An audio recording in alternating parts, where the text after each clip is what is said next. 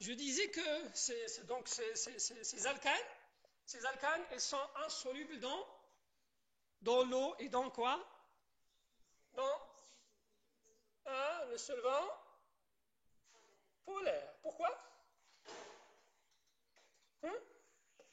Bien, je prends un alcane, donc je prends CH3, CH2, CH2, CH3, pardon, CH2, CH3.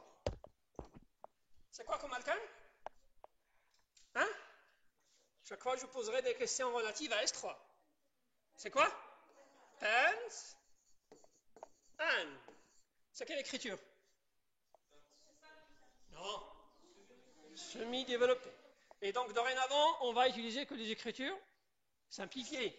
Donc, voilà l'écriture simplifiée.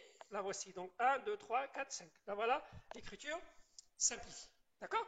Donc, on a vu, donc, on a dit que ces alcanes, elles sont insolubles dans l'eau et dans les solvants polaires. Regardez de l'eau. Bon, l'eau, vous le savez, donc c'est H2O.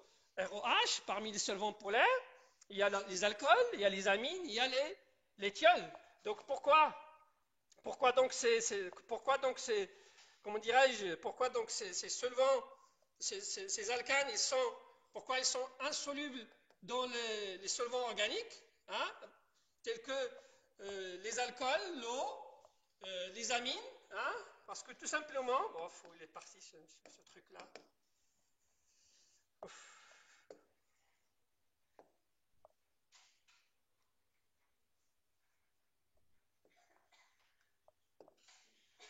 Parce que tout simplement, si je prends un solvant organique, bon, je change de couleur. Si je prends par exemple de l'eau, bon, je prends ce cas-là. Donc je prends de l'eau, H. Est-ce qu'il y aura une interaction entre cette molécule qui est le pentane et de l'eau? Non, parce que tout simplement, regardez, donc dans l'hydrocarbure, hein, les liaisons, dans l'hydrocarbure, les liaisons CH ne sont pas polarisées. Là, vous avez des liaisons qui sont apolaires. Là, vous avez des liaisons qui sont apolaires. Et par conséquent, ce n'est pas possible d'avoir des liaisons hydrogènes entre l'eau, par exemple, et l'alcane, ou bien entre l'alcane et l'alcool, ou bien entre l'alcane et l'amine, parce que c'est quoi une liaison hydrogène? Une liaison hydrogène, c'est une liaison qui s'établit entre un H qui est légèrement acide. Ces H que vous avez là, ils ne sont pas légèrement acides, ce sont des H qui sont très très stables, parce que je répète, la différence d'électronégativité entre le carbone et l'hydrogène, elle est très très faible. Donc ce n'est pas une liaison polarisée. Donc, par conséquent, les hydrogènes que vous avez là ne sont pas légèrement acides. Et par conséquent, on n'aura pas de liaison hydrogène, entre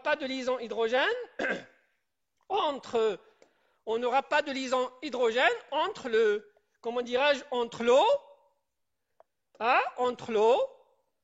et donc ici, il n'y aura pas de, là il n'y aura pas de liaison, hydrogène, hein, là il n'y aura pas de liaison hydrogène. Il n'y aura pas de liaison hydrogène entre les H de l'hydrocarbure et l'hétéroatome ici qui est l'oxygène. La même chose pour les amines, la même chose pour les thiols. C'est la raison pour laquelle ces alcanes ne sont pas solubles dans les solvants polaires, tels que l'eau, l'alcool, l'amine. C'est très important. C'est très important de savoir ces solvants, ils sont solubles dans quel produit, parce que là, par la suite, on va parler des extractions. Vous avez fait l'extraction en TP? Des extractions. Et donc là, lorsqu'on va faire les extractions, il faut utiliser deux solvants qui ne sont pas miscibles. Ça veut dire qu'ils vont donner deux phases. Ça veut dire quoi? Ça veut dire si j'ai, par exemple, un produit que je cherche dans l'hexane, je ne vais pas lui faire l'extraction avec l'alcool. Hein? Non, pardon, il faut lui faire l'extraction avec l'alcool, parce que ça va donner deux phases séparées. D'accord? Donc je répète, il faut savoir ça, que les hydrocarbures, les alcanes, sont insolubles, hein, ils sont insolubles dans, hein, ils sont insolubles dans les solvants polaires tels que, comment dirais-je, les alcools, les amines et, comment dirais-je, les thiols, les acides. Il y a beaucoup de choses. Donc en général, ce sont les solvants polaires. Et donc les solvants polaires, ça veut dire donc c'est là où il y a des liaisons qui sont polaires, telles que l'eau, l'alcool, les amines. OK? Autre chose qu'il faut noter, s'il vous plaît, c'est l'état physique d'un alcane. D'accord? L'état physique d'un alcane va dépendre de la chaîne. Hein, parce qu'en estrade, vous avez vu le méthane, vous avez vu l'éthane, vous avez vu le propane, on vous a parlé du butane, la chaîne carbonée, elle varie. Il varie de 1 jusqu'à des nombres très élevés. Donc, les hydrocarbures, ça commence, les alcanes, ça commence à partir de C1. Il y a le méthane, il y a l'éthane, il y a le propane, il y a le butane, etc. etc. Et donc, l'état physique d'un alcane va dépendre de cette chaîne carbonée. Parce qu'il y a des alcanes qui ont une chaîne carbonée très courte, il y a des alcanes qui ont une chaîne carbonée très longue. Et donc, cette chaîne carbonée, c'est elle qui va nous dire est-ce que cet alcane, quels sont les états physiques dont on va parler, que vous connaissez? La bavette. La bavette. Quels sont les états physiques que vous connaissez? Liquide. Gaz, il y a 3. Il y a les gaz, il y a les liquides, il y a les solides. C'est tout. Il y a 3 états physiques. Il y a le liquide, il y a le gaz, il y a le solide. Et donc, ces 3 états physiques, ça existe dans les alcanes. Et donc, pourquoi? Parce que tout simplement, je répète, la chaîne, ça varie. Ça varie de C1, c'est le premier, c'est le méthane, jusqu'à des nombres très élevés de carbone, ce qu'on appelle des polymères. Alors, notez s'il vous plaît qu'à partir de C1 jusqu'à C4, ça veut dire le méthane, l'éthane, le propane, le butane. 4, pardon. Le méthane, l'éthane, le propane et le butane. D'ailleurs, ce qu'on consomme dans nos cuisines, c'est le propane et le butane. Les bouteilles de gaz que vous avez, ce sont des bouteilles à base de propane et de butane. Et donc, ce sont des gaz à température, j'insiste, à température ambiante, parce que si on fait varier la température et la pression, on peut liquéfier. Les bouteilles de gaz que vous avez, si vous les faites bouger, vous entendez un liquide. Parce que, je répète, là, on a réduit la pression, et lorsqu'on réduit la pression, on peut faire passer un gaz de l'état gazeux vers l'état liquide. Mais si j'augmente la pression et la température, ça va passer à l'état gazeux. Donc notez s'il vous plaît qu'à partir de C1 jusqu'à C4, les alcanes de ce type-là, ça veut dire le méthane, l'éthane, le propane, le butane, ce sont des gaz. Et donc voilà le premier état physique, donc ce sont les gaz, donc on va commencer par les gaz, donc ce sont de C1 à C4, et donc le reste, ça commence à partir de C5. De C5 à C15, ce sont des liquides. Donc à partir du pentane jusqu'à C15, c'est quoi C15? Non, C15. C10, c'est quoi? DK. 11. Donc ici, C15, c'est penta. Pentadéca, hexadéca, tétradéca. OK? Donc le C15, c'est le pentadécane. Donc à partir du pentane jusqu'au pentadécane, donc là, l'alcane, il est liquide. L'alcane sera liquide. OK? Donc à partir de C15 jusqu'à de C5 jusqu'à C15, l'alcane sera liquide toujours à pression et à température normale. OK? À pression et à température normale. Notez s'il vous plaît que ces points de fusion, parce que je répète, chaque liquide, il est caractérisé par son point d'ébullition. On ne trouvera jamais de liquide avec le même point d'ébullition. Chaque liquide, il est caractérisé par son point d'ébullition. Et donc, notez s'il vous plaît que ce point d'ébullition, il est comment? Il est proportionnel. Ça veut dire quoi? Ça veut dire qu'il augmente en fonction de la chaîne. Ça veut dire plus la chaîne augmente, plus le point d'ébullition va augmenter. Donc le point d'ébullition de ces liquides, je répète, il est proportionnel à la taille de la chaîne de la chaîne carbonée, ça veut dire de la molécule. Ça veut dire plus la chaîne augmente, plus ce point d'ébullition va augmenter. Ok? Donc voilà le deuxième état. Le deuxième état, donc, c'est liquide. Et le c'est le dernier, c'est le solide. Donc au-delà du pentadécane, ça veut dire à partir de l'hexadécane, là, ce sont des solides. Ce sont des solides. Et les solides, vous savez bien, ils sont caractérisés par quoi? On a dit que les liquides, ils sont caractérisés par les points d'ébullition. Les solides, ils sont caractérisés par les points de fusion. Très bien. Donc on va reprendre la même phrase, sauf que on va changer le point d'ébullition avec le point de fusion. Donc ces solides-là, leur point de fusion, il est proportionnel aussi à la chaîne carbonée. Ça veut dire plus la chaîne va augmenter, plus on va avoir un point de fusion très très élevé. Ok? Et la même chose, comme on a dit pour les liquides, chaque liquide il est caractérisé par un point d'ébullition. Les solides aussi. Les solides sont caractérisés chacun par son point de fusion. Chacun de nous, il est caractérisé par quoi?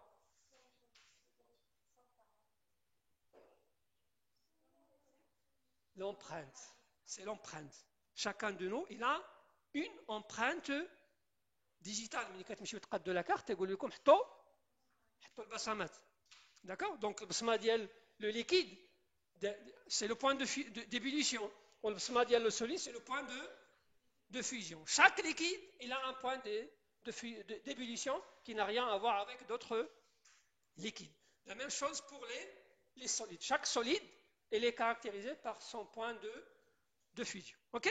Et donc, ces points de fusion et d'ébullition, je répète, ils augmentent en fonction de la chaîne, parce que donc un C5, ce n'est pas un C15, hein? Un C16, ce n'est pas un C30 ou bien un C40, et donc c'est de là où vient, je répète, cette augmentation de ces points d'ébullition et de fusion. Ok? Alors, toujours dans l'introduction, on va faire une petite remarque, parce que, je répète, pour le comment dirais-je, alors oui, c'est ça, donc c'est celui-là, très bien. Donc, parce que si je prends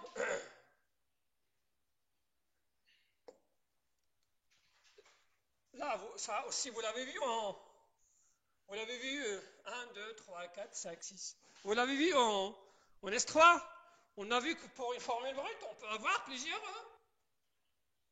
structures. N'est-ce pas? Donc ici nous avons, ici c'est quoi? Nous avons un C6, H combien? H14, H de N plus 2, parce que c'est une chaîne linéaire. Donc là, on a un C6 He14. Ce C6 H14, on peut le représenter de plusieurs formes. Donc on peut le faire sous forme, complètement linéaire, n'est-ce pas? Ou bien sous la forme 1, 2, 3, 1, 2, 3, 4, 5. Voilà. Voilà un autre composé. On peut l'écrire sous une autre forme. Le voici. N'est-ce pas? Celui-là, ça s'appelle l'hexane. Très bien. Celui-là? Très bien. 2-méthyle. À chaque fois, je demanderai des informations de S3. 2-méthyle? Pentane. Très très bien. L'autre? Très très bien. 2, 3. Très très bien. Diméthyle. Butane. Regardez, la chaîne carbonée n'est pas la même. On a passé d'un hexane, d'un hex, vers un pente, vers un but. Ce sont des isomères de quoi? deux squelettes. Ce sont des... Ça n'a pas de position. Ce sont des isomères d'enchaînement ou bien de... Parce que j'ai dit, on a passé de l'ex vers le pan, vers le... La chaîne n'est pas là, la même. C'est dans quelle catégorie ici? Ce sont des liquides, des gaz ou des solides? Des liquides. On a vu tout à l'heure qu'à partir de C5 jusqu'à C15, ce sont des liquides. Donc les trois, ils ont la même formule brute, mais des structures différentes, ce sont des liquides. Et par conséquent, chacun, il aura un point d'ébullition qui est différent de l'autre. Parce que je répète, le point d'ébullition, c'est la caractéristique d'un liquide. Donc là, même si nous avons la même formule brute, on n'aura pas le même point d'ébullition. Très bien. Voilà. Et donc, notez, donc voilà les valeurs. Donc pour l'hexane, ça veut dire pour la forme qui est totalement linéaire, on aura un point d'ébullition de combien? 68,7. Qui n'a rien à voir avec le point d'ébullition du diméthylpentane, qui n'a rien à voir avec le point d'ébullition du dernier, ça veut dire de celui qui a une chaîne carbonée à 4. Regardez, donc, plus la chaîne elle est linéaire, plus quoi? Plus le point d'ébullition augmente, ou bien de fusion. Donc, ça, c'est la même chose. Donc, qu'il soit liquide ou solide, plus la chaîne elle est longue, plus on aura un point d'ébullition ou bien un point de fusion très grand. Donc, voilà un exemple, je répète. Donc, l'hexane, avec sa forme totalement linéaire, il a 68. Avec une seule ramification, il va passer à 62. Avec deux ramifications, ça va passer à 58. D'accord? Donc, c'est une remarque très importante. Donc, les alcanes linéaires auront des points de fusion et d'ébullition, je répète, supérieurs à ceux ramifiés. Et donc, pourquoi tout ça? En S2, je ne sais pas, en S1, on vous a parlé des interactions ou bien des liaisons de Van der Waals. N'est-ce pas? Il y a plusieurs types de liaisons. Il y a des liaisons covalentes, il y a des liaisons ioniques, on vient de parler de liaisons hydrogènes, il y a ce qu'on appelle les liaisons de Van der Waals. Et donc, cette variation de ces points d'ébullition, elle est due à la présence de ces liaisons de Van der Waals. Plus on a une chaîne qui est linéaire, plus on aura beaucoup de liaisons de Van der Waals. Et donc, si on a beaucoup de liaisons de Van der Waals, donc pour les casser, il faut fournir beaucoup d'énergie. Et donc, par conséquent, le point d'ébullition ou bien de fusion va augmenter. Donc, plus la chaîne elle est réduite, elle est petite, on aura moins de liaisons de Van der Waals, et donc on va fournir moins d'énergie pour casser les liaisons de Van der Waals, et par conséquent, le point d'ébullition va diminuer. Donc, je répète, cette remarque-là, elle est due à la présence de liaisons de Van der Waals entre les molécules. Donc, dans une chaîne linéaire, on aura beaucoup, je répète, de liaisons de Van der Waals, et dans une chaîne ramifiée, on aura très peu de liaisons de Van der Waals. D'accord? Donc, c'est une remarque qu'il faut bien retenir parce que vous l'avez constaté ici, vous l'avez constaté là.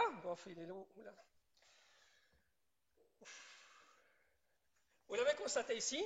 Donc là, je répète, on passe de la chaîne totalement linéaire vers une ramification, deux ramifications. Et donc, je répète, la chaîne elle est réduite et par conséquent, le nombre de liaisons de Van der Waals sera réduit et les points d'ébullition et de fusion vont diminuer. OK? Très bien. Donc, voilà pour l'introduction. Donc, voilà pour l'introduction. Donc, dans l'introduction, on a parlé des formules brutes, des alcanes. On a vu que les alcanes, ils peuvent être soit linéaires, soit cycliques.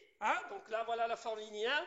Une forme cyclique, voilà une forme cyclique, si vous voulez. Donc, pardon.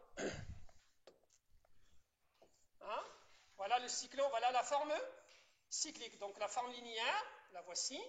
Et voilà une forme cyclique. Donc, toujours, donc là, vous avez un degré d'insaturation I égale à 1. Et là, vous avez un I égale 0. vous avez un I égale à 1 et vous avez un I égale à 0. Donc dans l'introduction, on a parlé des hydrocarbures linéaires avec une formule brute CnH2n plus 2. Et dans les, comment dirais-je, les alcanes cycliques, on a, je répète, un I égale à 1. Donc c'est un peu similaire à ceux des alcènes, mais là, ce qu'on appelle les cycloalcanes. Donc là, c'est un cyclohexane. C'est un cyclohexane qui n'a rien à voir avec les alcènes. Donc on a parlé donc de la formule brute de ces alcanes. On a parlé de la source des alcanes. On a vu qu'on peut les trouver sous forme de produits naturels, qu'on peut extraire à partir de pétrole, ou bien à partir des gisements de gaz naturel, ou bien des schistes bitumineux. Et donc ce sont des roches. Et on a vu donc ces alcanes, regardez donc ici, on a vu donc que ces alcanes, de point de vue solubilité, ils ne seront jamais solubles dans les solvants polaires, parce que donc tout simplement, là, il y a l'absence de liaison d'hydrogène entre ces hydrocarbures et ces solvants polaires, et donc de point de vue solubilité, ils seront immiscibles, donc là, ils peuvent former de phases. Et on a terminé par parler de l'état physique. Sachez que les alcanes, il existe sous trois états physiques. Il y a les gaz, c'est à partir de Ca jusqu'à C4. Il y a les liquides, de C5 jusqu'à C15. Il y a les solides, à partir de C16. À partir de C16 jusqu'à C30, C40, ce sont des solides. Et donc, on a dit que les liquides et les solides sont caractérisés soit par les points de fusion ou bien les points d'ébullition. Et donc, ces points de fusion et d'ébullition sont en fonction de la chaîne. Plus la chaîne il est longue, plus le point d'ébullition ou bien le point de fusion va augmenter. Et donc, on a vu aussi, on a parlé, je répète, comment dirais-je, de l'influence des ramifications sur ces points de fusion et d'ébullition. On a vu par exemple pour l'hexane qui est totalement linéaire, il a un point d'ébullition de 68, si je me rappelle bien. Pour celui-là, il a un point d'ébullition de 62, et celui-là, il a un point d'ébullition de 58. OK? Et donc, regardez, donc plus la ramification augmente, plus le point de fusion ou bien le point d'ébullition va diminuer, parce que je répète, c'est question comment dirais-je, de liaison de Van der Waals. Donc dans les molécules linéaires, vous avez beaucoup de liaisons de Van der Waals, et dans les molécules qui sont ramifiées, vous avez peu de liaisons de Van der Waals, et par conséquent, les points de fusion et les points d'ébullition vont diminuer.